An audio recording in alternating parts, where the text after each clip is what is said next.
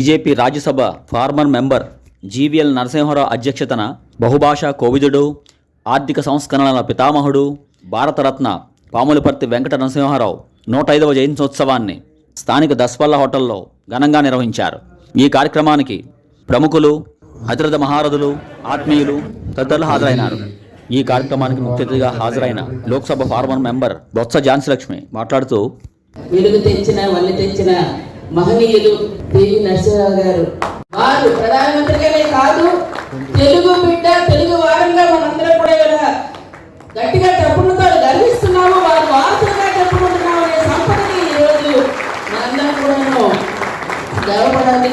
అటువంటి సంపదకి, అటువంటి కార్యక్రమానికి ఈరోజు వారు మమ్మల్ని పిలిచినందుకు మనస్ఫూర్తిగా వారందరికీ అభినందనలు తెలియజేస్తూ, అన్నిటి గురించి కూడా 21లో పుట్టడం, 71లో ముఖ్యమంత్రిగా చేసి అప్పట్లోనే సంస్థలను మొదలుపెట్టి విద్య గురించి ఈరోజు చదువుకుంటున్న నవోదయ స్కూల్స్, గ్రామీణ ప్రాంతాల్లో విద్యా వికాసం కార్యక్రమాలను చేసిన మొట్టమొదటి మీద పివి నరసింహ గారు.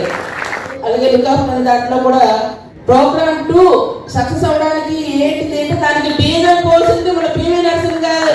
తెలుగు బిడ్డ అనేది కూడా మనం గర్వించదగ్గ విషయం. అటువంటి మహనీయులు పివి నరసింహ గారు ఆ రోజు ఎలా చేశామంటే వాటన్నిటి కూడా సంస్కరణ తీసుకురావడం తీయడం. ఆయన ప్రధానమంత్రిగా ఎక్కినప్పుడు 15 రోజులకి సరిపోయే నిలువ ఉండే బంగారం మాత్రమే ఉండేది ఖజానాలో. అప్పుడు గేట్లు తెచ్చారు. ఈ రోజు మనం ఫోన్ పట్టుకున్నామో, కారు తిరిగామో, కంపెనీలో ఉద్యోగం చేసామో అది కూడా తెచ్చామంటే దానికి సంస్కరణ కారణమే ఈ రోజు రకరకాల తీసుకుంటున్న వ్యక్తి అటువంటి